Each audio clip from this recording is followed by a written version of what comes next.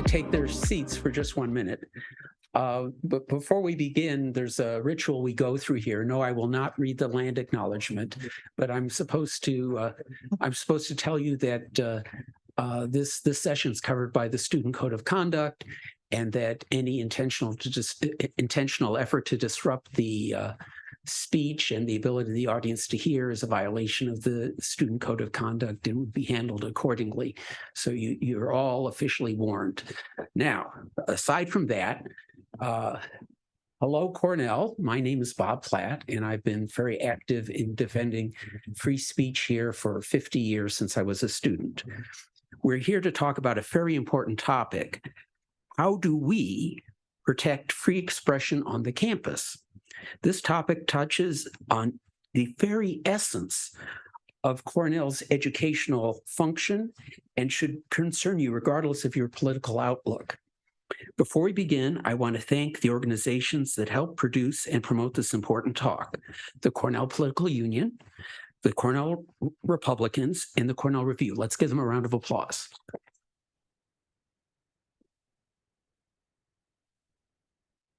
Our speaker is Dr. Stephen McGuire. He's the Paul and Karen Levy Fellow in Campus Freedom at the ACTA, the American Council on Trustees and Alumni, a wonderful group.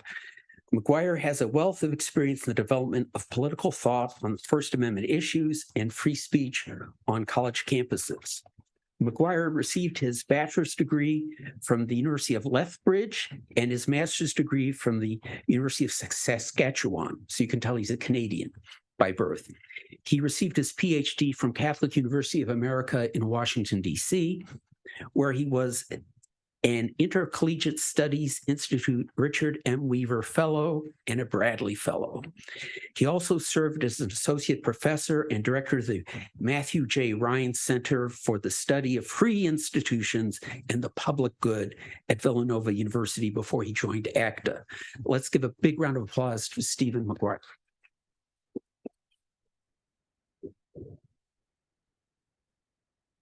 Okay, well, good evening. Thanks, Bob, for that introduction and all the work that you've done putting this event together. And thanks also to the Cornell Republicans, the Political Union, and the Cornell Review. I'm very happy to be here and talk with you today about how to protect free expression on campus. I realize that in a way assumes that we all agree that free expression is something that we should protect on campus, and that's not necessarily something that we can assume these days. But I am, for the purposes of this talk, going to bracket that question out. Certainly, I'd be happy to talk about it during the Q&A if that interests you.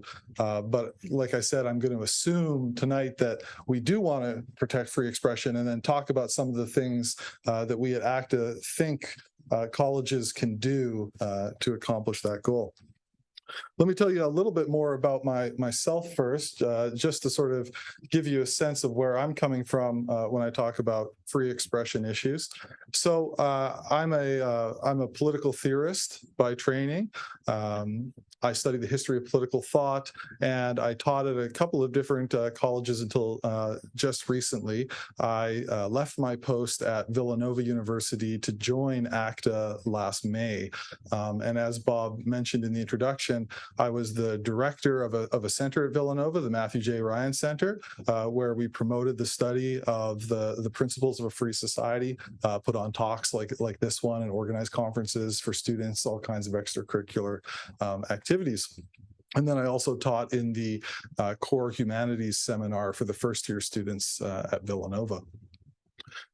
Now, for a long time, not my whole life, but for a long time, I've been fairly conservative in my political outlook. And so at a lot of places that I've been during my life in the academy, that's meant that I've been in a minority position as opposed to, or in terms of my political views.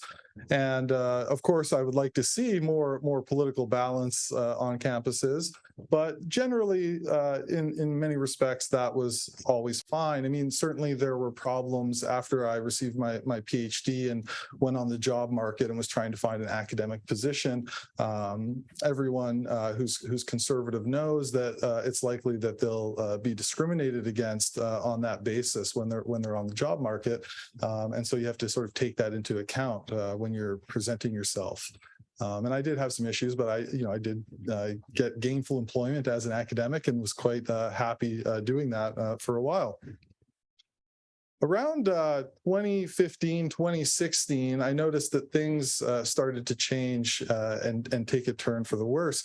And one of the most significant events was a lecture by Charles Murray at Villanova. Do you guys know who Charles Murray is?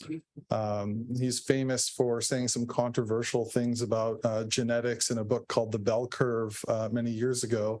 And but he talks about many other topics, and we had invited him to come speak about the administrative state, and this was right after Donald Trump had been elected. So he was speaking in the spring of 2017, so right after Trump's inauguration.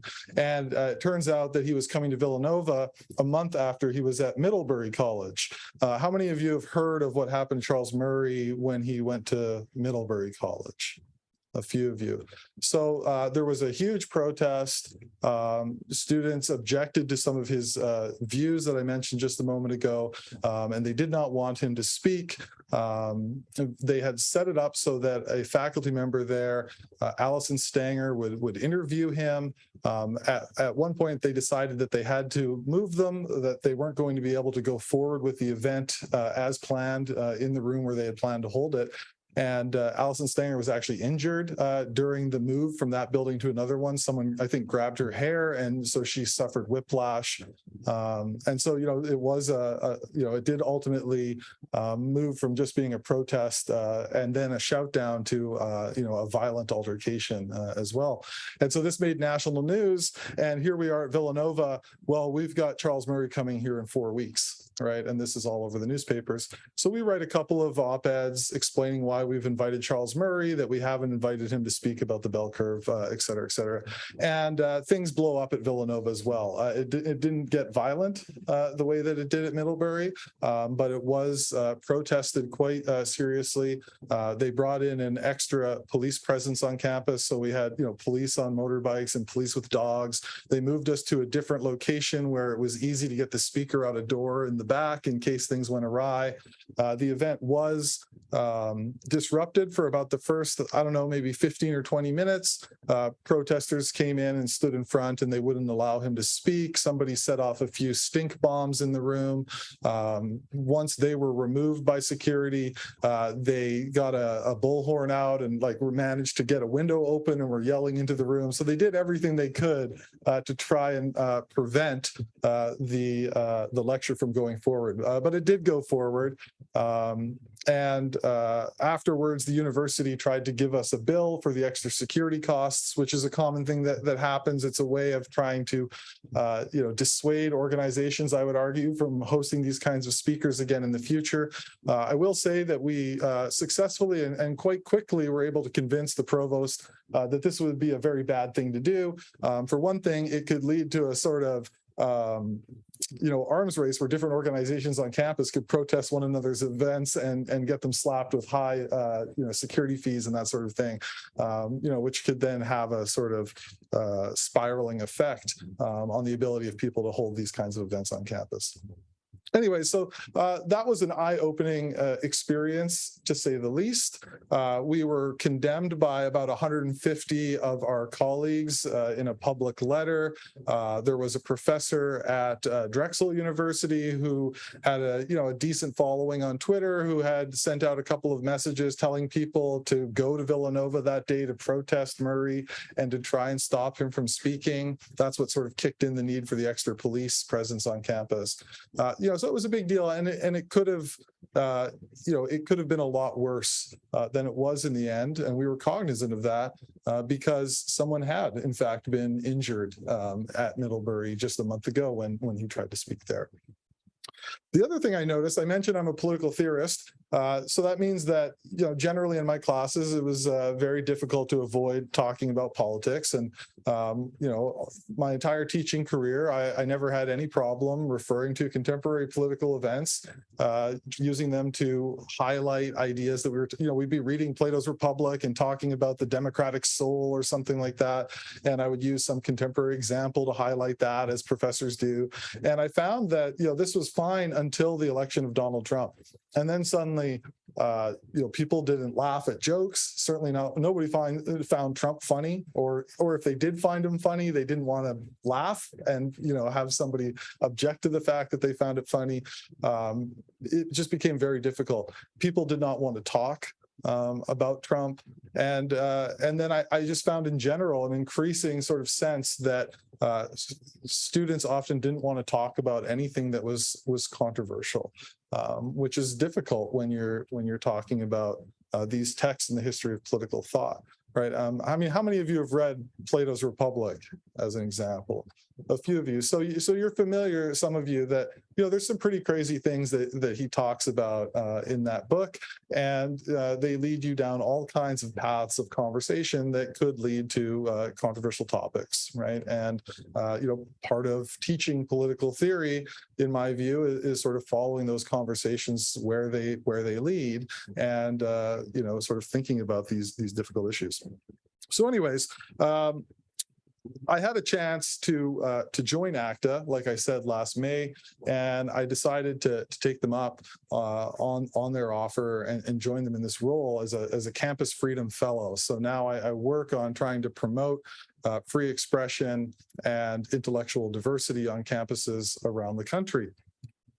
And it's in that capacity that I'm here to talk to you today. Now, I did say I was going to bracket the whole question of, whether or not we, in fact, want to protect free expression, but I did want to mention a couple of data points just to highlight, some of the issues that we do face, and specifically here at Cornell. And I'd certainly like to hear, if you're so inclined, your reactions to some of these data points, maybe during the Q&A later.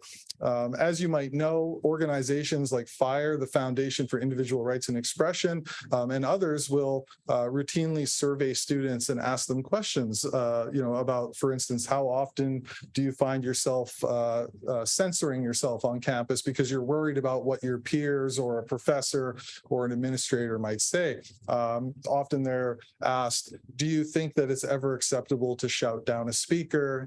If so, how often? Those sorts of things. So just a couple of numbers here about Cornell. So first, 62%, this is from the FIRE survey, 62% of Cornell students say they self-censor at least occasionally.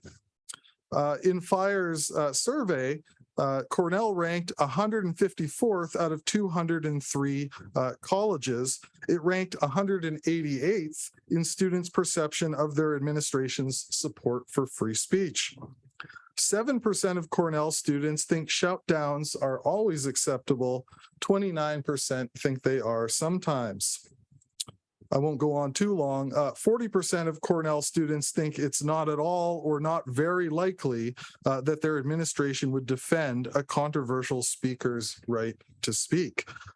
So you can see there is some significant sentiment there, at least among the students who were surveyed. These are all students from Cornell, suggesting that there is a propensity to self-censorship, and also some willingness to shout down speakers who they find to be controversial, which in a way kind of work against one another. If you want to sort of avoid having to self-censor yourself, you can do that through embracing and creating a culture of free expression, which would exclude shouting down speakers that we find controversial.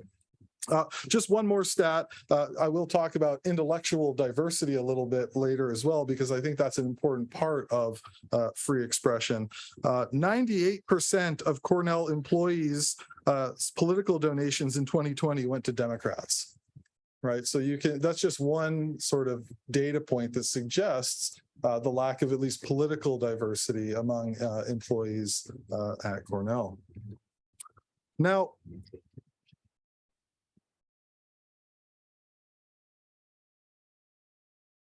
talk to you about a couple of incidents that have happened recently, and including the one involving Ann Coulter here at Cornell last fall. And then I want to show you what we call at ACT our gold standard for freedom of expression, which outlines 20 policies or practices that colleges and universities can adopt to protect free expression. And I'll go through that a little bit, and then I'll sort of suggest why I think some of these things are important and how they can help, and then we'll open up to Q&A. And I'd certainly be interested in, again, getting your reactions and seeing, if you have questions about some of them, or if there's certain ones that you think would be especially important at Cornell, et cetera, et cetera. So you're probably all aware that Ann Coulter tried to speak here last fall, and some students, you may even know the details better than I, but some students had sort of planned to protest and disrupt her talk. And so while she was trying to speak, there's video of this, somebody would start yelling to interrupt her. And when that student was removed, then somebody else would start yelling to interrupt, and so on, until after about 20 or so minutes, Miss Coulter decided that this couldn't go on any longer, that she wouldn't be able to speak, and she left the room. And I should say that we don't know that these were necessarily all students, I believe, but that's an important consideration. Well, this is in some ways not dissimilar to what we experienced at Villanova with Charles Murray back in 2017. These things have happened before, but they do seem to be happening with increasing regularity. The most recent event that I've been following, at least, is an incident involving Riley Gaines at San Francisco State University. Have you heard about this? Do you know who Riley Gaines is? So Riley Gaines was a collegiate swimmer, University of Kentucky, and she objects to trans women participating in women's sports. She thinks that biologically they have an unfair advantage, and that women's sports should be restricted to biological females. Right. So obviously that's a controversial point of view this day and age. Well, she was invited through TPUSA, Turning Point USA, to go speak at San Francisco State University about these views. And she was actually able, her event was not disrupted technically. She was able to go through with the event, but many students on campus were upset about this, that she had been invited and that she was speaking. They wanted the university to make some kind of statement in support of trans students, and also probably, condemning her views or something along those lines. And a bunch of protesters who couldn't get into the event. It was sort of capped. It was a small classroom. I'm not sure exactly on the details about why they did that, but they couldn't get into the event. So they had a counter event, and then there were students outside protesting. They had signs, et cetera. And when her event was over, you can see video of this. If you go look it up on Twitter, it's out there. The lights go out. The protesters rush into the room. Riley Gaines claims that she was hit a few times. Security get her out of that classroom into the hallway, which is full of protesters. They cannot find a way out of the building or out of the hallway because the protesters are everywhere. So they take her into another classroom and essentially barricade her in that room for 3 hours. While the protesters stay in the hallway outside the room, chanting, singing songs, and, yelling things like, let's make her miss her flight, don't let her get home. At one point, someone suggests, tell her to pay us, and then we'll let her go. So clearly a fairly harrowing experience for her. And then since then, students there and some students and the university administrators have released various statements where they, haven't really apologized to Ms. Gaines, and in fact have praised their students for protesting peacefully and that sort of thing. So, it's a big ordeal in the media right now. There's also another one just a little while ago you may have heard of too, where Judge Duncan of the Fifth Circuit was invited to speak at Stanford Law School. Did you guys hear about this one? And similarly, some students objected to some of his views. regarding LGBT issues, and they objected to some of the work that he's done either as a lawyer or as a judge on those issues. And so his event was protested and eventually disrupted. He was able to give some of his remarks and engage in some Q&A, but he wasn't able to complete the event. And there was an administrator who now somewhat infamously intervened and sort of tried to have her cake and eat it too by suggesting that free expression was an important value that should be upheld, and people should listen to what the judge has to say. But she also asked him, if the juice was worth the squeeze, right? I think meaning that the harm and the pain that he causes through his free expression, is that worth the price of showing up at Stanford, to express his views?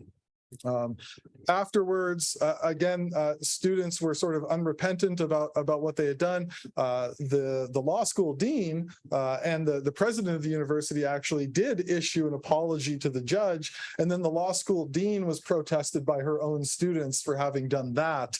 Although notably, they did not disrupt her class. They kind of lined the hallways, posted the board in her classroom, and quietly protested her on her way to class. But they did not actually disrupt her class, which is interesting because it suggests they understand the difference between a peaceful protest, which is a legitimate way of expressing yourself freely, versus a disruption or a heckler's veto, as it's called, which is not.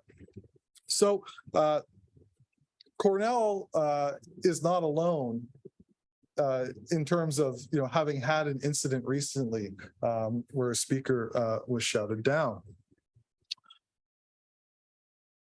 Okay, well, let's turn to the gold standard that I was mentioning just a moment ago. So just let me share my screen for the folks at home here, and then I will pull this up for you. If I can. Oh, it's up here. Okay, so at ACTA, we started just after I joined ACTA. We started a new initiative that we're calling our Campus Freedom Initiative, and the centerpiece of the Campus Freedom Initiative is our gold standard for freedom of expression, which, as I think I mentioned, is a 20-point program for supporting and improving free expression on campus. And then we take that and we launch campus freedom initiatives at specific campuses. And we have launched one at Cornell. Cornell was the third school that we launched at, and we launched right around the time, actually, that Ann Coulter was shouted down, right beforehand, if I recall correctly. And so we didn't know that was going to happen. Obviously, we wished that it hadn't. But right at about the same time is when we launched here at Cornell. Now, the gold standard, I can't get it all on one screen here. Let me move this out of the way. So we have it broken down into 5 categories, and then there's 4 points under each category. And we think all of these are integral to creating a university where free expression is maximized. So commit to a culture of free expression. You can see the very first thing there that we have is adopt the Chicago Principles on Freedom of Expression, which is this famous statement from the University of Chicago articulating the importance of freedom of expression on college campuses. And in fact, a number of institutions around the country have also adopted that statement or something very similar to it.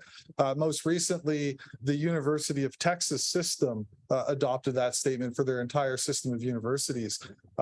So this has been done by, I think it's now maybe about 99 or something like that, other institutions that have adopted the Chicago Principles.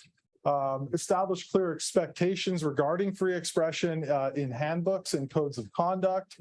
A big one that we push for, and this is one that we are asking for here at Cornell, is to include a free expression unit in new student orientation. So presumably you've all gone through new student orientation at one point when you join the student body here at Cornell. And so you know that you get all sorts of programming about various things. And we suggest that one of those be some kind of event or program that introduces students to the idea idea of free expression and its importance. And, there's various ways that you can do that. And then protect the diversity of political viewpoints by adopting institutional neutrality.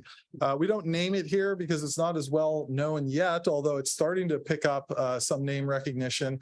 This refers to a second report out of the University of Chicago known as the Calvin Committee Report, in which they recommend what they call institutional neutrality. This is the idea that the university itself as an institution will not take positions on controversial social and political issues of the day. The position is that the university is a home for critics. It is not itself the critic, right?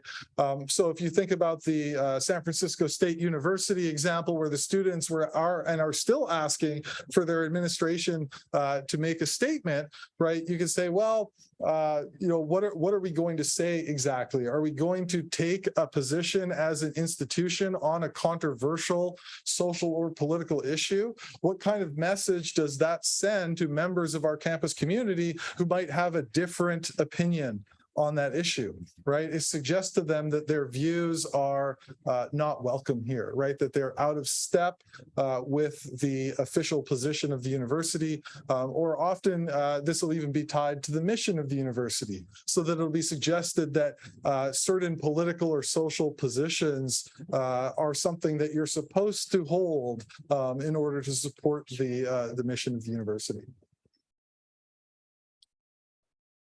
The second is fostering civil discourse. So we suggest, and this I should mention, I don't think I have yet, but there was some very exciting news out of Cornell yesterday that next year Cornell is going to have a theme, and this theme is going to be free expression for the year, and the university is planning, it sounds like, a number of events. I know President Polak, I think, is going to be giving more details, I believe, on April 17th. So certainly at ACTA, we were very excited to hear that news, and we're looking forward to seeing what's planned and what can be done with it.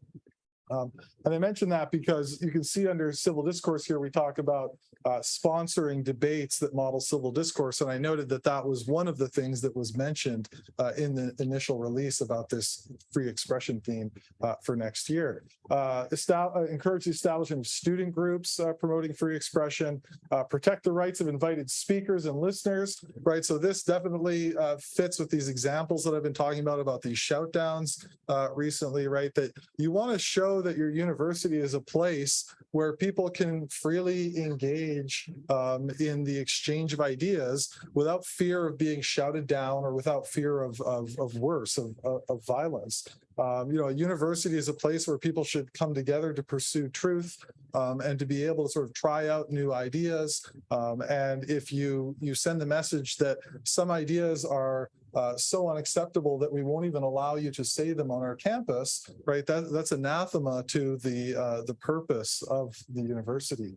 And then this is a big one that I would like to mention as well: establish and enforce consequences that deter disruption of sponsored speakers.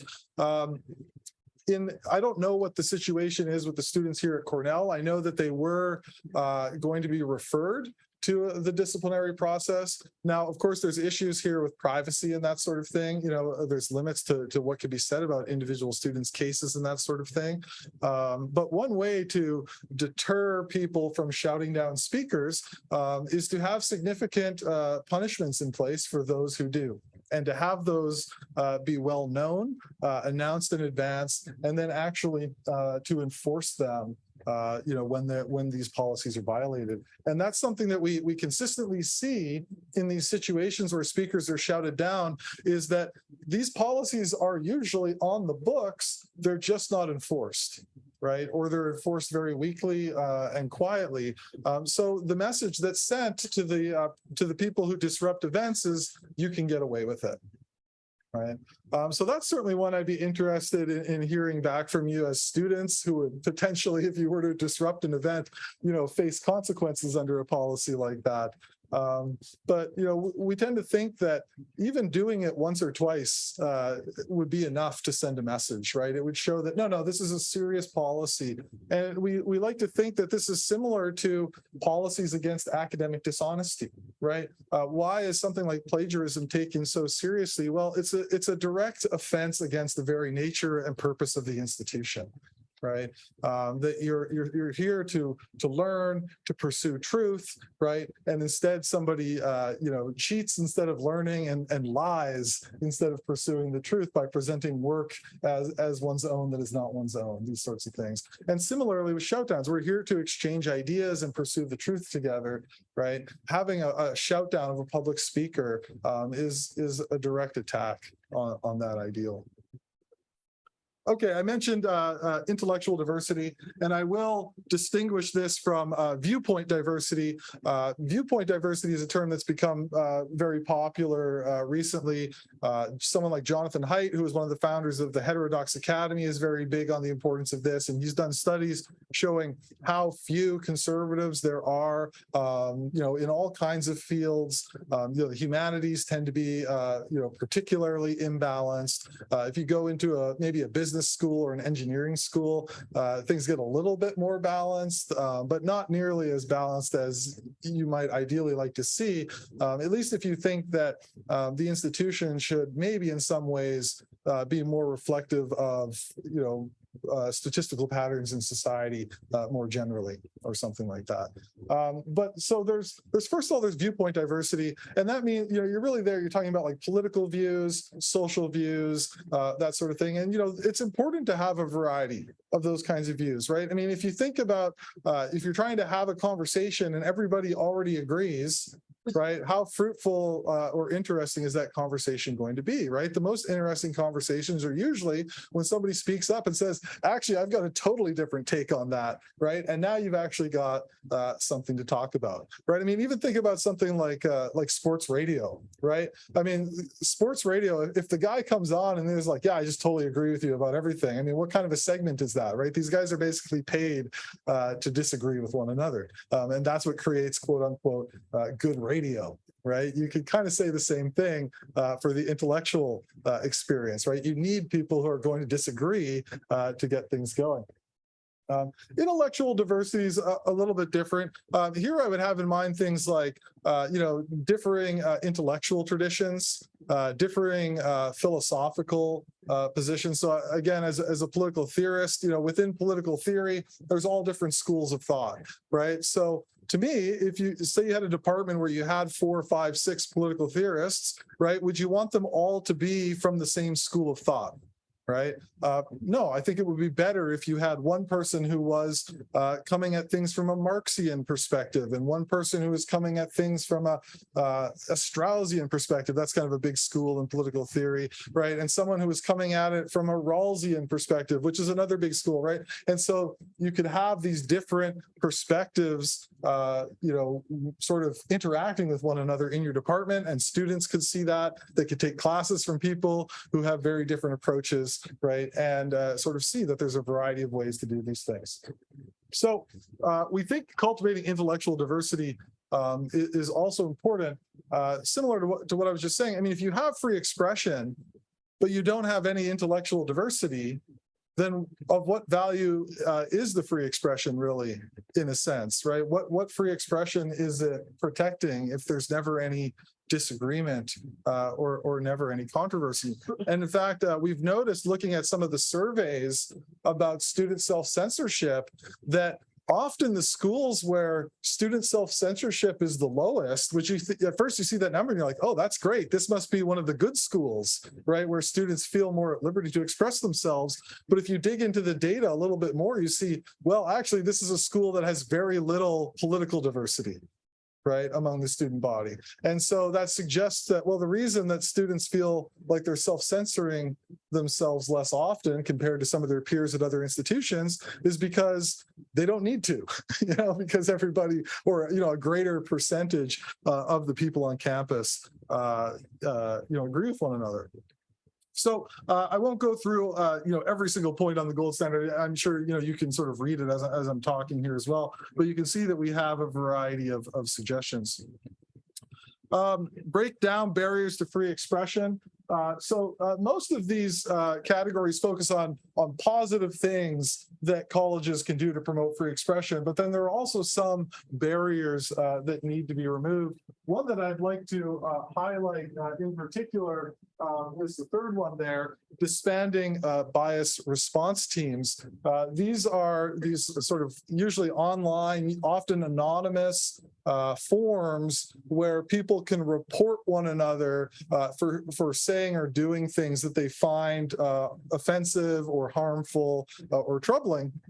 And in our view, these bias response teams are problematic because they chill free expression, they chill free speech, because people can report one another for saying things that they find disagreeable or controversial or hurtful. Right? I don't want to minimize the sort of impact that things that we say can have on other people. Certainly, we can say things that other people find very hurtful. But I would say that to some degree, that is actually part of the educational experience, right? That we're going to encounter people who have very different views than us. And sometimes people are going to say things that we find to be very hurtful, maybe even harmful, right? Or we might say, yeah, like you're defending some political policy. And I think if that policy was implemented in our country, it would be a total disaster and it would harm all sorts of people, et cetera, et cetera. But we still think that the proper response to something like that is further conversation,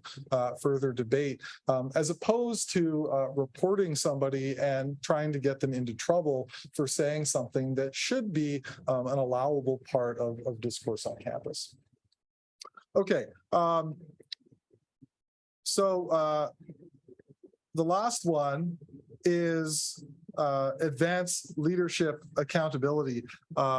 These have more to do with the administration, the Board of Trustees. We're the American Council of Trustees and Alumni, so we do work with faculty and students, but our sort of original or primary two foci are alumni, like Bob here, and then also trustees, people who sit on the Board of Trustees, and we try to sort of educate them about the Board of Trustees about their fiduciary responsibilities to sort of guard the mission of an institution, and to help it be successful and remain faithful to its purpose. I'll just point out one. The last one, conduct regular evaluations of the state of free expression and intellectual diversity on campus. Probably, I'm guessing at Cornell, have you ever had to fill out something like a campus climate survey or anything like that every once in a while? We do it for freshmen, and then we do it after they graduate. Okay, good. So you get a couple of opportunities where the university solicits your feedback on your experiences on a very variety of topics, while you're here at Cornell. And one thing that we think would be good to do is, well, don't just wait for FIRE or somebody else to do their survey and sort of come back and tell you, look, here's what the sort of climate for free expression, intellectual diversity is on your campus, but do that regularly, institutionally, as part of your own climate surveys, so that you can see over time how you're doing. Right. And you can see that, oh, well, maybe if we have problems here, we can implement policies or try to do something to improve the climate for freedom of expression. So that's certainly something that can be done, from a more top-down level, as are the rest of these things. All right. I don't want to go on too much longer, but let me show you also the webpage directed at Cornell. So what I just showed you is just the main page for our Campus Freedom Initiative, which highlights that gold standard. And then what we do is we launch at individual schools, as I mentioned, and we put together a video detailing what we think some of the issues are at that school, as well as some of the potential solutions. And that's right here, embedded in the website. And then we talk about, some of the issues that we see at that college. So you can see the one stat there is one of the ones I read at the beginning, as well as where they rank in FIRE's college free, where you guys, Cornell, ranks in the college free speech rankings. And we talk about some of the issues. And you can see the gold standards available over here as a drop down. got a nice quote from President Pollack there about the importance of free expression, and then an opportunity for people to sign up to sort of stay up to date. And so we send out occasional newsletters, sort of talking about some of the issues related to that campus. So we have some very happy things to report, in our view, at least here at Cornell recently. One, that the president rejected the resolution to mandate trigger warnings. And perhaps some of you have a different view on that, but at ACTA, we generally, I mean, it's fine if a professor wants to issue a trigger warning, and you might even say that in some cases, something like a trigger warning is a reasonable thing to do, right? Like if you're going to show somebody something or have them read something, that might be offensive, you might say, oh, heads up, just so you know, when you dig into this novel, you're going to read this, or what have you. But it's the mandating of them that's the problem. And then, of course, the announcement yesterday that there will be this year of free expression next year, which we look forward to. And then we add various articles related to free expression, some of which we've written. So you can see there, me and my boss, Michael Poliakoff, wrote one about Ann Coulter after she was shut down here, but then others as well that others have written about issues on the campus.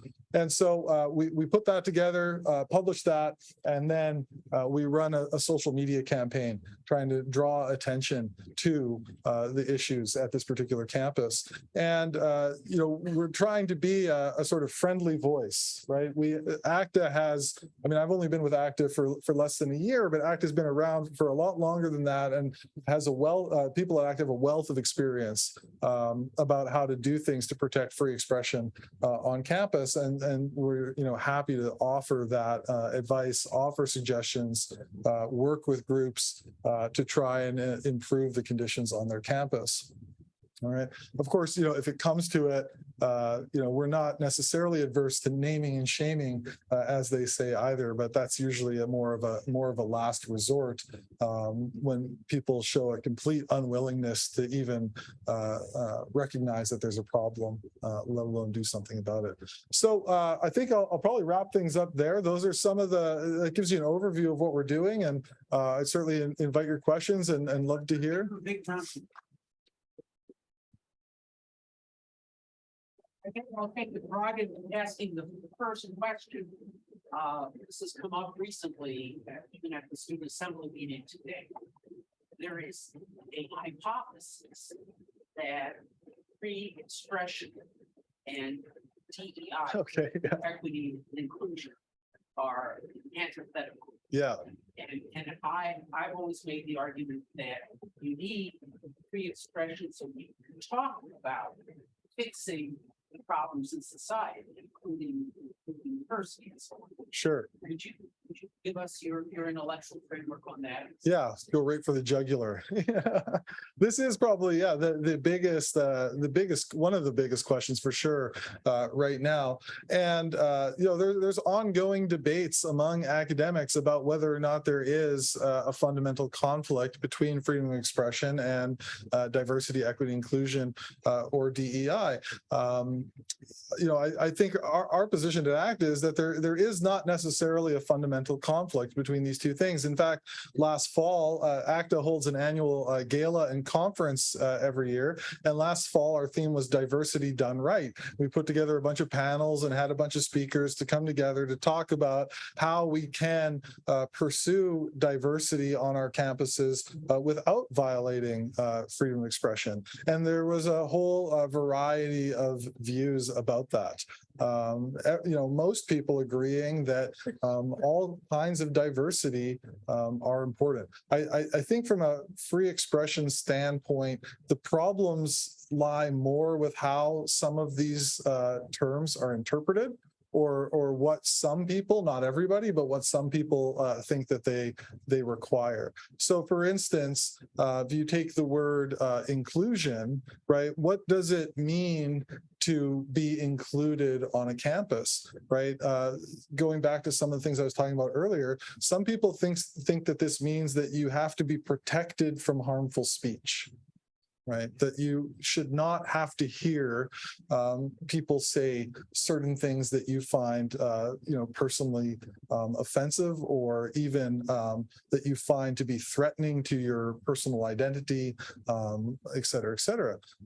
Well, if you're at an institution that is supposed to be promoting free and open exchange of ideas, you could see how, well, that might come into conflict then.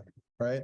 On the other hand, if your view of inclusion is that everybody should be welcome to be at an institution, regardless of their personal identity characteristics, or regardless of where they come from, or regardless of what their political views are, right, then you could very much say, yes, everybody is welcome and included at our institution, but that comes with recognizing that this is a place where we are going to openly disagree about things, and you're going to hear things from time to time that maybe you will find very difficult to hear. And we will be here for you during those times. We can support you during those times, but the solution cannot be that there are certain views that we just will not allow to be spoken on our campus.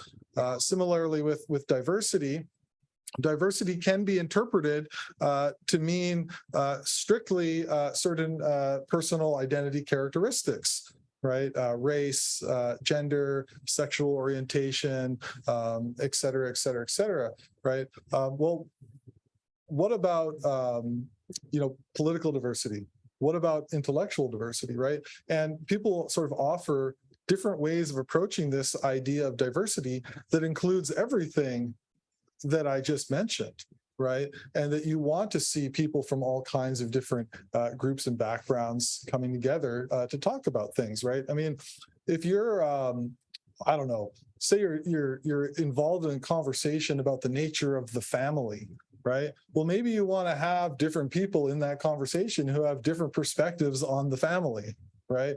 Some people who are not parents yet, but have had parents, right? A husband, a wife, maybe people who come from, other kinds of family arrangements, right? And you can get all sorts of different perspectives that way. What's interesting about that is the different ideas, the different perspectives, the different viewpoints that they bring that may be related to some of their identity characteristics or because of them, right? So that's how I would say, they're not necessarily in conflict with one another. It's more that there's certain ways that they're interpreted or advanced on college campuses today that tend to be problematic. Yeah. He's going to bring you a little mic there, I think. So I think one of the things when it comes to free speech on campuses is I think there are some structural things that are going on. And one of them is obviously a lot of schools like Cornell will deny it, but they sort of will balance under, the different groups.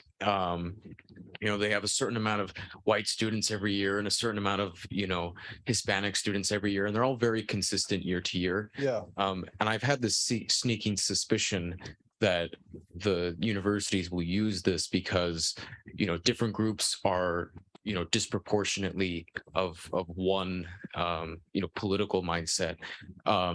Do you think, and you were talking about DEI, do you think, because we're probably a couple months from the Supreme Court forbidding race from being used, do you think that will have any downstream effects on speech on campus? That's a great question. Yeah. So colleges do use this sort of holistic evaluation practice when they're admitting students each year. And you're right, if you look at a lot of schools statistics, they prize themselves on the diversity of their student body, right? That's often one of the things they advertise right on the website is, we had X% from this group and X% from that group. I'm not so sure about doing it because they think they'll get a variety of political views. I think it tends to have more to do with sort of identity characteristics, right? So a certain number of Black students, men, women, Asian students, et cetera, and they want to show that they have variety. They'll do regional as well, right? International students, all those sorts of things. In terms of the Supreme Court's decision, so I think, so just to, I guess, put my cards on the table. So my view is that if they strike down race-based admissions, I think that's a good thing. But I am a little bit skeptical that we'll have as much of an impact as people might think in terms of making college admissions more about the merit of individual students, regardless of their personal identity characteristics, because there are other sort of proxies that one can use to achieve the same results. Right. So you can start admitting people from certain high schools at a higher rate than you have previously. You can look at other characteristics that are often correlated with race. So for instance, socioeconomic background and that sort of thing, right? And in fact, I saw recently, there was a fellow looking at some admissions data at some of the University of California's system schools. And he was noticing that over the last few years, the number of students that they were admitting from various schools was in many cases changing quite dramatically. So that they were admitting more students from either from schools where students had weaker test scores, right, in terms of like the SATs and that sort of thing. So this is all tied up with that too, right? These universal standardized tests, right? That you may have noticed that a lot of schools are moving away from requiring the SAT, right? I think this for a lot of places, this began during the pandemic, right? There was a lot of schools that will temporarily stop using this test because of the disruption in learning that took place in 2020, 2021, that sort of thing. But now what you're increasingly finding is that schools are saying, for reasons of equity, we're going to stop using standardized tests, right? Which is interesting for a number of reasons, one of which is that arguably the purpose of the standardized test is a kind of equality or equity, right? That regardless of which school you went to, regardless of your racial or economic background, you can take this test, show that you tested really well, and then use that to apply to schools that otherwise might not have looked at you, right? So it's kind of done a 180 in that respect. But in terms of like what I was saying about not being optimistic, if you look at, for instance, what they seem to be doing at these California schools is they're admitting students from schools that have much lower Asian populations and these sorts of things. So there's different ways of looking at the data to see what's correlating to what. Right. But what it certainly seems to be suggesting is they're just starting to find other ways to achieve the same result without explicitly considering race as one of the factors that they were considering. Right. Which is always their position, that they're just using it as one factor among others in this holistic analysis. Yeah. So I'm interested in, thank you, your thoughts on the acceleration of really monolithic culture in faculty hiring. So there's always been an issue of more left-leaning academia. Yeah. But in the last 20 years, and I think it's really accelerated in the last 5 years, it's almost unanimously on the left. I mean, here at Cornell, we can almost count on one hand the number of conservative professors we know of. Yeah. And my question is, do you think, I mean, in the last 5 years, we've gotten the rise of things like diversity, faculty requirements, these litmus tests, where universities are being more outwardly transparent about discriminatory hiring practices. Yeah. But the trend started long before the rise of the DEI in the last few years. So do you think there's an issue with not just universities not hiring conservative faculty members, but also conservatives not applying for these positions and seeing the culture within these universities and just choosing different career paths? Right. Yeah. Sort of a pipeline problem for conservatives in a way. Yeah, I think there is something to that. And as I was saying at the beginning, I first went on the academic job market myself in 2010, 2009, 2010 was when I was looking for a job, and that was before really diversity statements were a big thing. You usually have to write some kind of personal statement, a teaching philosophy statement, maybe respond to a school's mission statement, especially if it's a religious school, right? Like a Catholic school will ask you, how will you support the Catholic mission of the university or something like that. But I knew that as a conservative that I would be discriminated against in a lot of places, for that reason, and tried to sort of present myself in as sort of neutral a way as possible. It is somewhat difficult when you're a political theorist. I mean, I was studying people who are known conservatives and that sort of thing. So there's limits to what you can do. I think there's a deeper cultural problem in terms of that goes beyond, we do think we should get rid of diversity statements as requirements in the hiring process, because we think that that's asking people to sort of give political or social statements in order to get hired. But I think I was just saying this at a panel a week or two ago, that there was a huge problem even before that, and getting rid of those alone is not going to solve the problem. You need some kind of radical culture shift where faculty are thinking in terms of actually valuing and seeking out intellectual and viewpoint diversity, rather than shunning it. And there are certain kinds of policies you can put in place to try and make sure that, say, hiring committees are balanced and that sort of thing, right? But even then, I think you're right that it's not like there's a whole sort of army of conservative academics out there who, are just waiting to get hired the moment they open the floodgates and say, okay, we're going to be 50-50, right? Or whatever. We're going to have 30% Republicans, 30% Democrats, and 30% other, or something like that, which, I'm not advocating for that, but something like that. And I think that is because, a lot of people sort of look at academia as conservatives and think to themselves, maybe I shouldn't go into this, because the academic job market is already bad for everybody.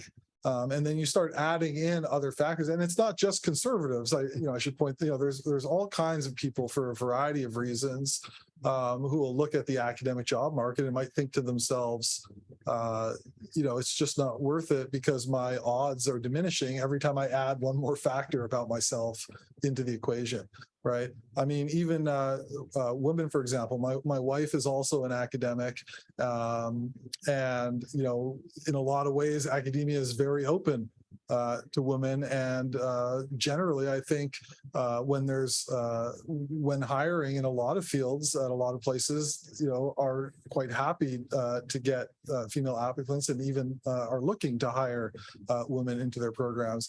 And even as that was the case, my wife still faced all kinds of issues when she was searching for a job. Because of the fact that she was a woman. Things like being asked, well, if you get this job, what's your husband going to do? And those sorts of things, which maybe people ask that of husbands as well, but no one ever asked me that, so. If I can interject About Cornell. So I agree generally with what you said, but the problem here is that the traditional faculty lines and budget has been sort of starved and not increased with inflation. And instead, they set aside a pool of roughly $70 million that then goes into sort of incentive hiring of diversity candidates. So a department is told effectively, you don't have a line to hire a new assistant professor, but if you happen to have a really great diversity candidate, you can fund that person out of this pool. Right. or you can fund this person's spouse out of that pool. And the trouble is that after 6 years, and we've done this now for about 6 years, they broadened the funnel, but the end of the funnel is still tight. Yeah. Okay. Right. So there are a lot of diversity candidates who are facing tenure now and are facing an unusually tough selection. Randy, did you want to weigh in on that? Or? I'd like to add teaching, research, and extension because we're a land grant college to diversity. So I'm in the School of Integrated Plant Science across the quad, and we have 4 associate directors, teaching, research, and extension. Do you know which one's involved in hiring? I can guess. And one of them's involved in hiring, tenure, and promotion. And that's just the 4th one I didn't tell you, the diversity inclusion. Right. Yeah. So at Cornell, I have to say that teaching and research and extension are just marginalized secondary diverse issues when it comes to hiring, tenure, and promotion. Yeah, well, I didn't mention in detail during the presentation, but one of the other things that we advocate for in the gold standard is a 3rd Chicago report. So I mentioned 2, the Chicago Principles and the Calvin report. There's also the Shills report, and the Shills report is their report on hiring and the criteria that should be used for academic appointments and promotions and that sort of thing. And what they say is that people should be hired based on their individual merits, based on the categories of teaching, research, and service. Right. And they add too that they shouldn't be hired and promoted on the basis of stuff they've done in the past.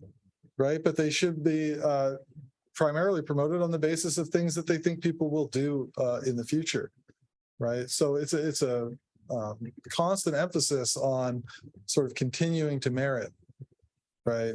These either being hired or being promoted or giving, if you're thinking about like giving someone an honorary chair or something like that, right? And so, we advocate that for that as well, that those, people should be treated as individuals and hired on the basis of their merits in terms of the primary activities of the university, teaching and research, and then also, the service that is necessary. Now, having said that, I think, that you might want to, consider other things when you're sort of putting together an entire faculty, but that should be certainly secondary to looking at people, in a broad pool based on their academic merits. Thank you for coming, Dr. McGuire. One thing that's been also fairly common over the past couple of years has been sort of a growing trend in some sort of scheduling of events to sort of I guess stifle speech. Right. One of the most famous and well-known kind of debates that happens across campuses all over the country is sort of the Israel-Palestine debate. Right. And I think it's very spirited on both sides. You've got people that have affinities and good reasons to support both, and there's often lots of conversation that ends up happening. And it's frankly a good example of this sort of free speech and debate. But at Cornell, over the past couple of years, there's been sort of a troubling trend of events discussing the Israel-Palestine debate, particularly from sort of the more Palestinian perspective, scheduled on Jewish holidays. Right. So there was an event this past fall, scheduled on Passover. There, something is scheduled for a Friday. I thought in the evening, meant to pretty much sort of cover for sort of the start of Shabbat. And it seems as if this is something that sort of stifles debate and conversation. But yet the other sort of I guess side of things is the guest speakers, the professors, the people that you bring in, they only have so much freedom. They only have so much scheduling. So if the university steps in to sort of defend the sort of the right for religiously observant students to listen and come and participate in a debate, they also limit who's going to be able to come, and therefore sort of stifle speech. So I just sort of wonder, with all these sort of competing interests, what you or ACTA would sort of recommend that Cornell would do to sort of address this particular issue. Right. Oh, interesting. Yeah, I haven't heard that one before. So the events are being scheduled so that some students on one side, generally on one side of an issue, could attend, but students who would generally be expected to be of a different perspective are just unable to go because of their religious observance and that sort of thing. And so your objection is that this is or your question is that isn't this stifling the free exchange of ideas by essentially ensuring that it will be a one-sided event? But Yeah. also that if the university steps in, it stifles you can come and discuss because they're mandating what day the event is. Right. Well, so yeah, so generally there is universities are allowed to regulate what's called time, manner, and place. Right, so that there can be rules about when somebody gets to speak and where they get to speak that don't violate academic freedom or free expression. So you can't. I don't know what an example is, but say a class was going on in here right now. We can't schedule this event to take place at the same time, right? I mean, that would be an absurd example. But there can be reasons where a university might say, like, look, we're totally going to let you do this, but we want it to be done, over here for these reasons. That happened with the Charles Murray event at Villanova. They moved it to a different classroom, and they did so for security reasons. I mean, to me, that seemed quite reasonable under the circumstances, right? The other thing I'd say is that we talk a lot about safe spaces, right? And the idea, this is part of this idea that we can sort of shield ourselves from the objections of others and that sort of thing. And, that idea gets a lot of criticism, and I've given it a lot of criticism myself. But on the other hand, certainly there are times where, people who generally agree with one another on some point might get together to sort of talk through what their sort of shared point of view is, and to come to a better understanding of that. I would hope always with the idea of coming back out to re-engage others of a different point of view. So I'm not super familiar with, all of the circumstances about what's been going on at Cornell. I would say, as a general rule, the ideal is to hold events in a way where everybody can come, listen respectfully, and ask questions, engage in debate, and that sort of thing. And if people are using things like religious observances to try and avoid having those kinds of conversations, that doesn't necessarily seem like the best way to approach that, because that you're excluding people who are going to disagree with you. My experience has been that generally college administrators and faculty do value free speech. They're not opposed to it. Yeah. And there's quibbles about how that's protected. Are they doing enough? Are they ignoring the free speech rights of some people? But they do value it. But amongst students, there's a large contingent of students that vehemently do not value free speech. They don't see any value to it, and they in fact dislike it. And then there's an even greater contingent of students that just kind of don't care. Yeah. How do we, in our personal lives, interact with those students, perhaps change their minds, or perhaps just make them question, and kind of establish for our generation a value of free speech? Yeah, great question.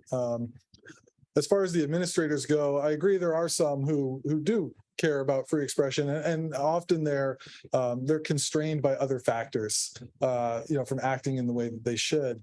And that's where some of these things can help. Like, for instance, the Calvin Report on institutional neutrality, right? If you establish as your university's policy that you're not going to make statements on behalf of the university on controversial political issues, then when people come to you and say, we need you to make a statement against this thing or against this speaker, you say, sorry, it's a violation of our policy. We don't do that.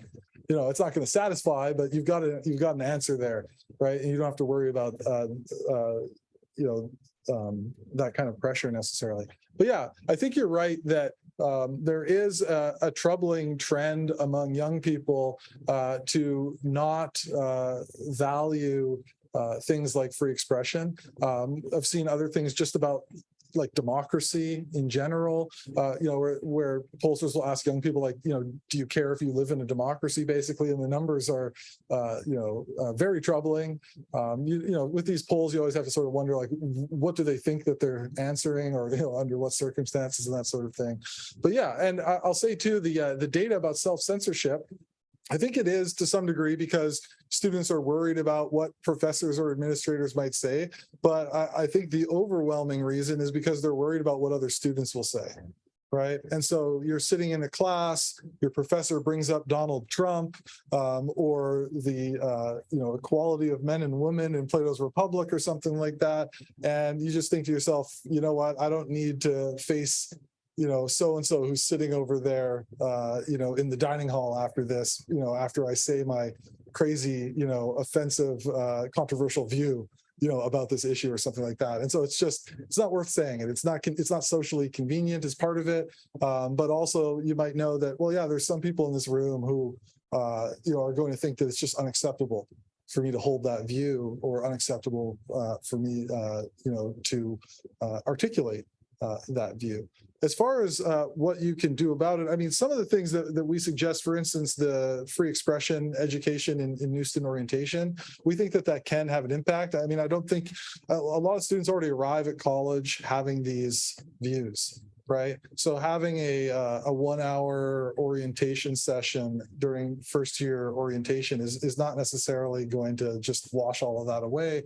I do think it can have an impact. I think it can set expectations. People, especially like the group that you mentioned that tends not to care. Right.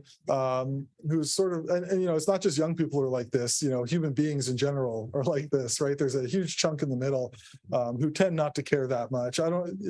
There's an old SNL skit, Saturday Night Live skit about the independent voter. It's probably from like 8 or 12 years ago, but I recommend you go look it up. And it was, I forget which election it was, but there was all this talk in the news about independent or undecided voters, and how the undecided voters were going to decide the election. And they were still considering, I think it might have been Bush v. Gore or something like that. And they were right down to the wire. Who am I going to vote for? Right. And and so everyone was acting as if these were these really well-informed citizens who were debating all the issues in their heads. And SNL does this wonderful skit about how, no, these are the dumbest, most disengaged citizens, right? Who don't understand anything. These are everybody else has already decided long ago. But I think it's just in general, well within human nature to sort of want to live your life and do the things that you're interested in. And people tend to become more interested in politics, when it affects them in a very direct way, right?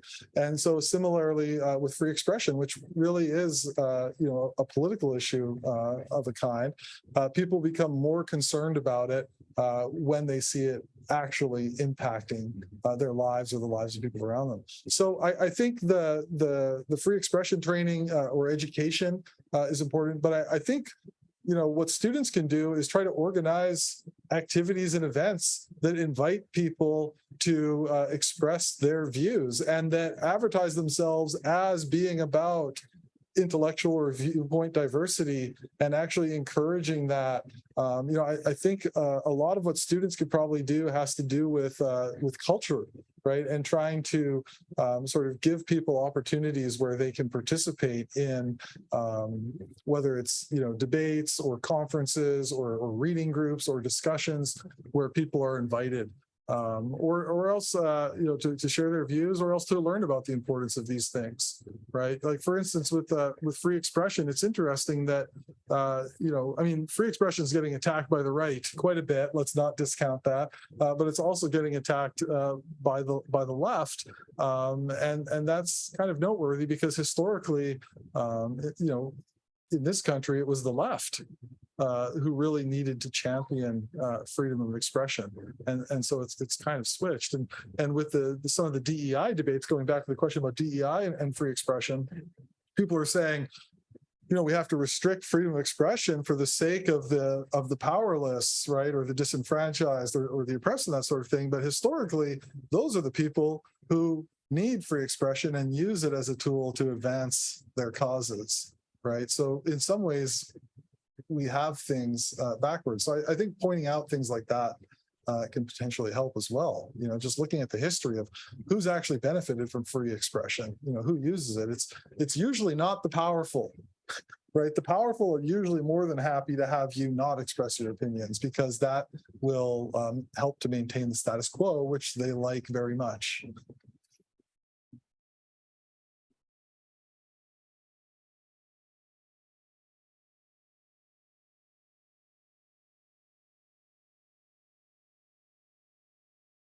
Was there anything about the MIT thing where the DEI people from MIT chose not to show up to express what they believed in? Yeah, it was very interesting. So MIT, they held a debate a week or two ago, and the resolution of the debate was that all academic DEI programs should be abolished. And they had two people arguing in favor of that.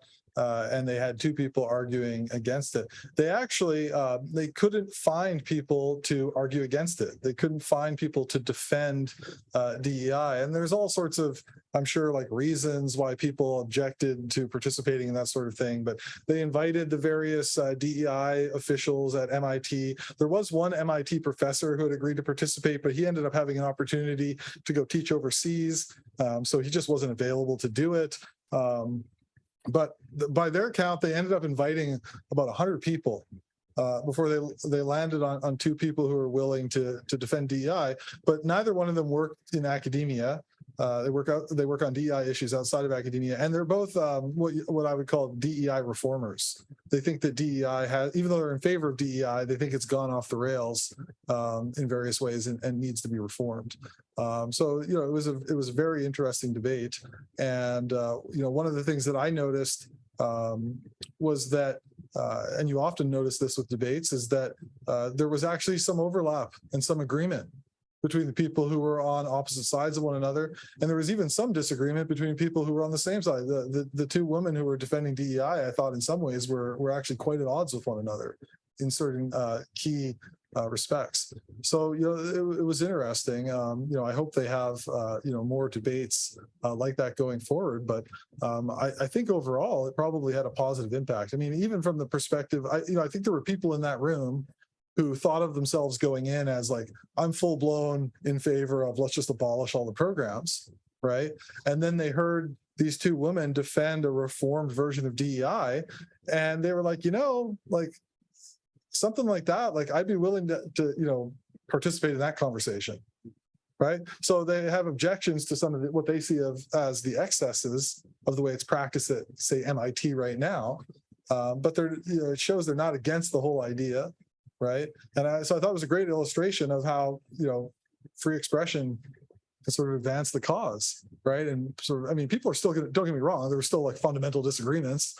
And I'm sure there were still lots of people who walked away thinking like, yep, we need to abolish it. And other people walked away thinking like, whatever, these guys are, maybe racist or something like that because they want to abolish DEI. But, overall, it seemed like it was very fruitful. I mean, a lot of comments from the audience from people who seemed to think that, they had gotten something out of the debate that maybe changed their minds or gave them something to think about. You were there. What was the atmosphere like in the audience? Oh, it was great. Yeah, it was, 300 or 400 people could have sat in the room. It was pretty full. Everyone listened attentively. There were no disruptions, no yelling or anything like that. I think there were a few people there who were probably pretty in favor of DEI, who asked some questions at the end. I think overall, a good chunk of the audience is probably more skeptical of DEI. But I mean, in my view, it was a totally successful event. The audience asked a lot, like they had to cut off the questions at the end because they ran out of time. They lumped the last 6 or 7 questions together at the end because it was, time to wrap it up. Yes, I do have a question. So first of all, thank you so much for coming to speak with us. Sure. I want to. So I just want. Oh, that's much better. So I just wanted to piggyback off of Colin's question about engagement. I do agree that the most important tool that we have in promoting free expression is exposing people to like alternative points of view, creating spaces where, you know, we have different people who disagree, who engage. Yeah. I guess my question relates more towards like the broader topic of like political engagement, especially after like the COVID-19 pandemic. I've noticed that on college campuses, even though like a lot of people I talk to like secretly really do not care about issues such as DEI, like they don't support like the initiatives, they don't have a strong opinion on them, they don't like what happened to culture, they're just simply like not engaged or Right. not like showing up to things like in person. So I guess like what advice would you give to like trustees, alumni, but especially us students in like increasing political engagement on campus, especially after like the tremendous disruption we've had because of the pandemic? Right. Yeah. Yeah, it's an interesting question. When I was director of the Ryan Center, we always tried things like offering free food, to see if we get people to come out, or offer to take people to nice restaurants, after the event and that sort of thing.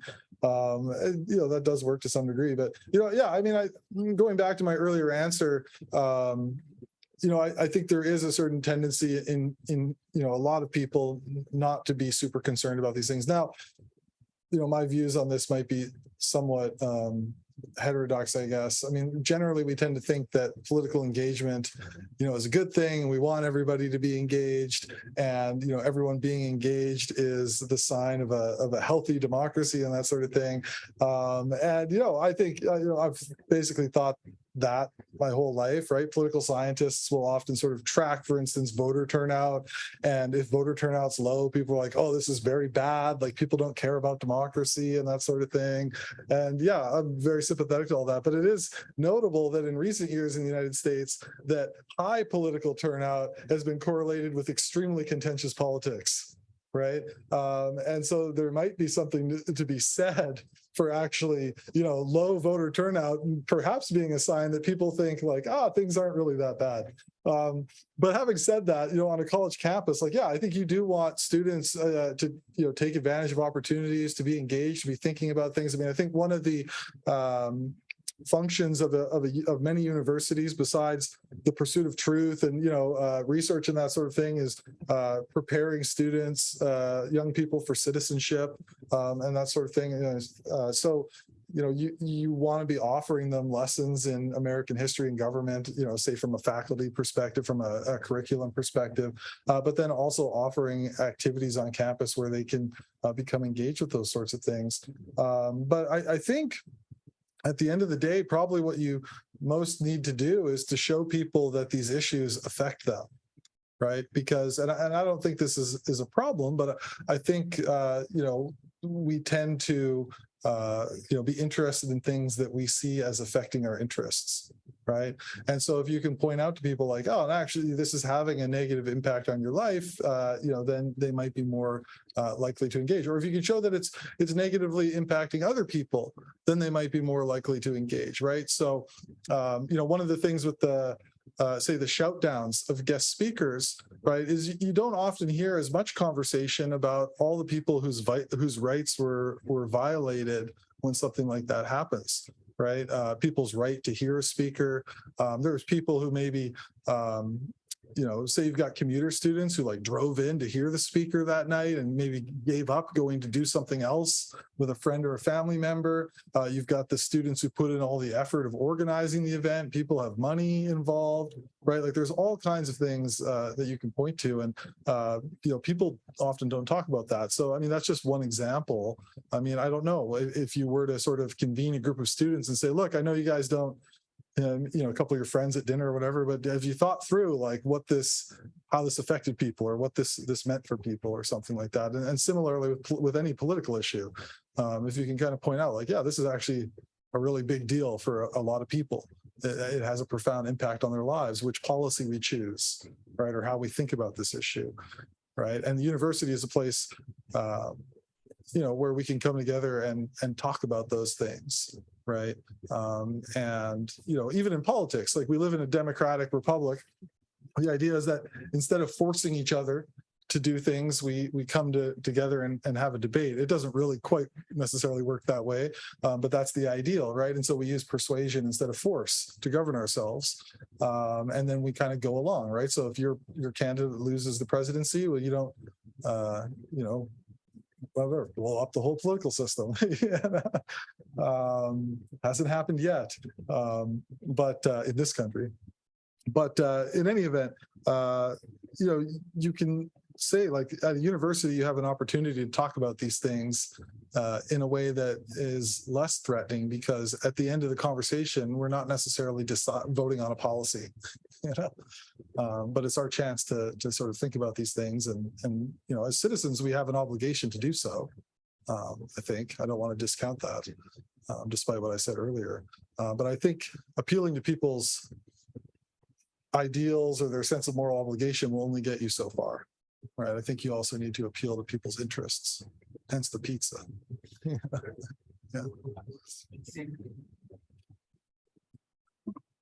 Yeah, so Dr. McGuire, you briefly sort of alluded to, that those on the right also sometimes aren't the biggest fans of sort of, free speech. Right. Florida Governor Ron DeSantis, he has made, the DEI regimes in a lot of the state universities, like, enemy number one, and has done a lot to eradicate that, which is, one of the standards that ACTA sort of, puts forth. But especially with like the new college, right, a lot of critics from the left have said that, he wants to turn it into something, uniformly, sort of, homogenous, right? It's like the Hillsdale College of the South, and Hillsdale College, it's a very conservative, Christian college, but it has discourse there, but it is very insular and homogenous. So do you think that sort of this approach by government, especially sort of in Florida, is an overreach, or do you think it is just trying to reset us to sort of the center that we need to be able to continue to have the debates that we used to be able to have in a lot of places?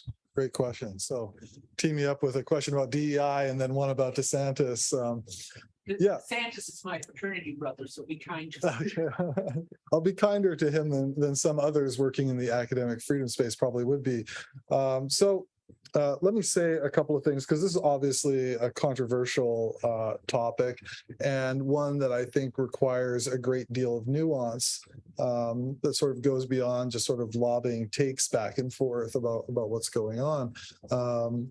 So the first thing I'll say is that I think in terms of politics, the ideal for a university is that it would generally not be subject to really controversial sort of partisan type politics, right? That the university would be a place that sort of existed above, to use a spatial metaphor, the sort of back and forth of the usual political debates. And of course, it can't escape those. It can't not talk about those, right? But I guess what I'm trying to say is that, there is some concern when partisan politics starts to be directed at universities, because universities should be places that are elevated above that, right? I mean, for my own part, I tend to think of ultimately the highest function of the university is contemplation, right? Is the reflection on knowledge for its own sake, or the pursuit of knowledge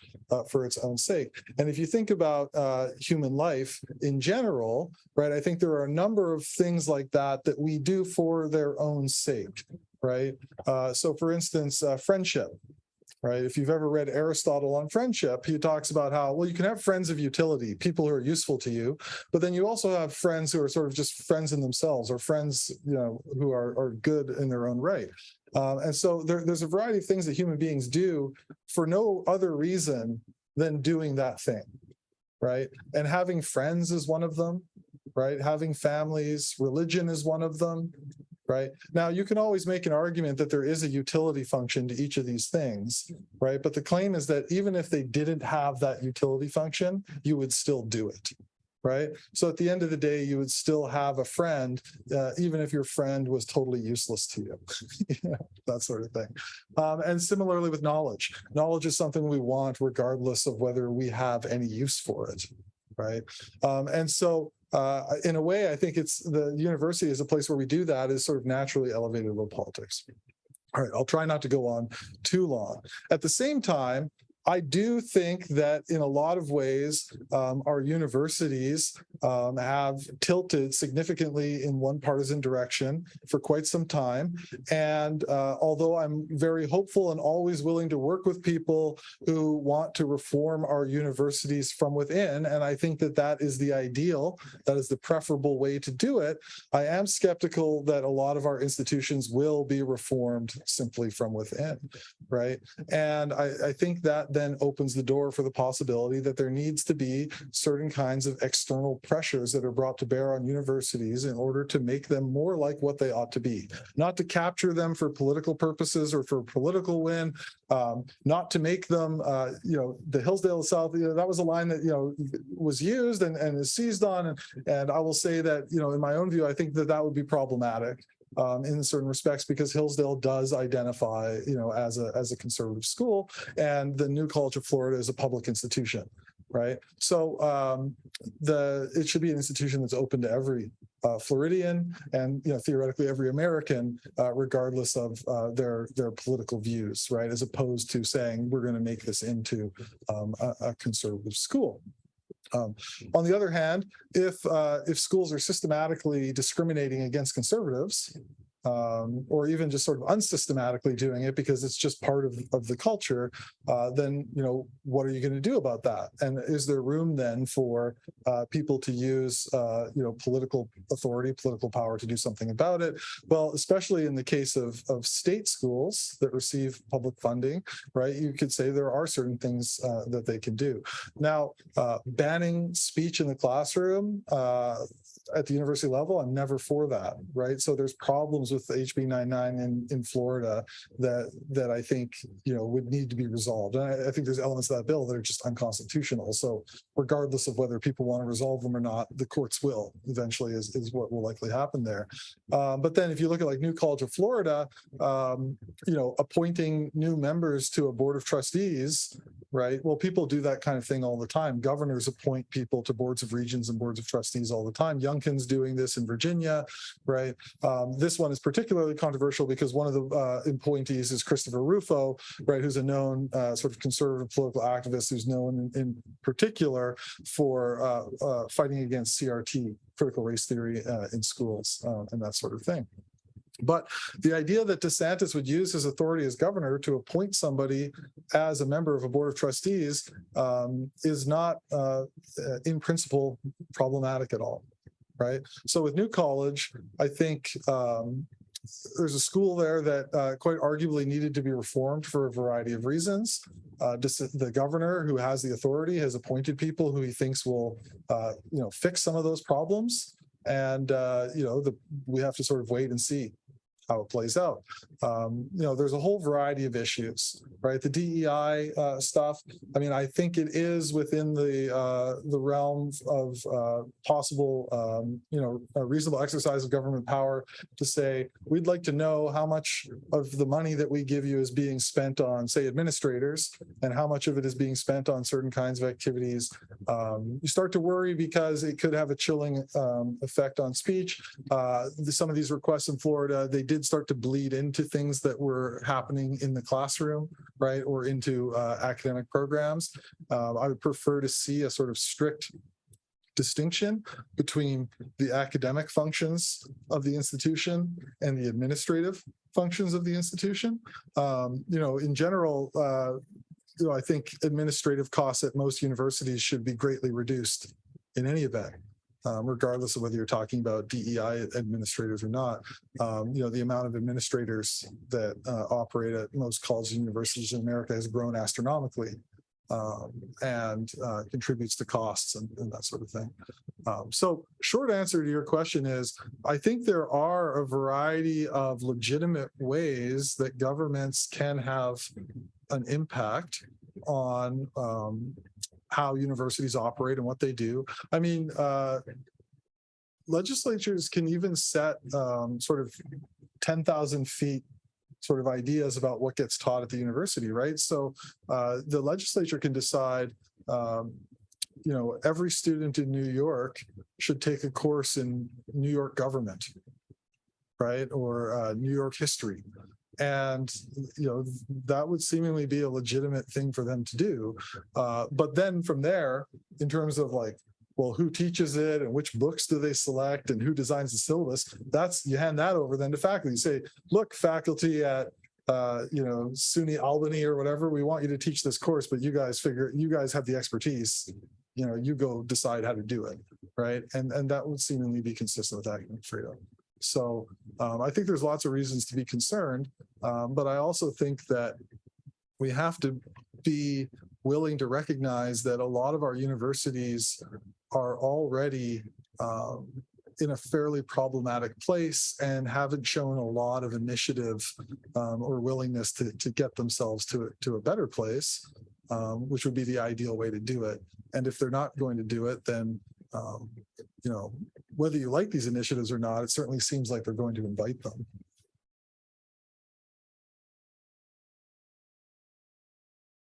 Well, if there are no further questions, why don't we thank Dr. McGuire? And we thank the viewers at home for sticking it out for us.